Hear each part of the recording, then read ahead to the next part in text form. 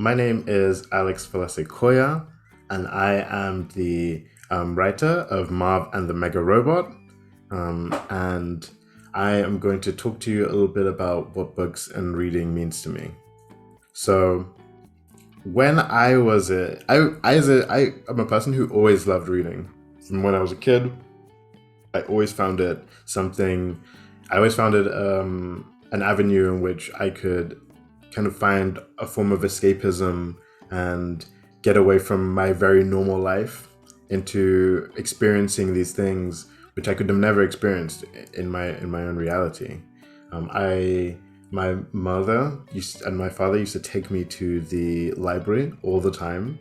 I used to love going there and reading things, and I even used to read so much in my school library that I used to be given books from my head teacher's own little private library, which had loads of books for older kids. So I was in primary school reading these books for older kids, um, and and yeah.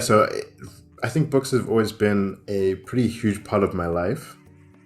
I think that as I grew older a little bit, but I started to stop reading as much as maybe I used to. And that's probably around the time when I kind of took a break from writing.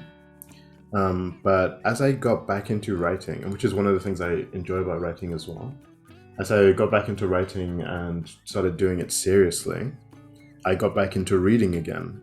And in doing that, I was able to see books and writing from books reading them from a completely different perspective than I did when I was kind of a kid, just like reading books for the fun of it. Yeah, I was reading them more from a perspective of for the fun of it, but also like learning things about writing and what it means to write a good story. And that kind of almost, in a way, gave me the second win and a second appreciation for books. And that when I read books now, there is a big part of me that when I read them, I'm so much in awe of the people who are able to write these things and to tell these amazing stories.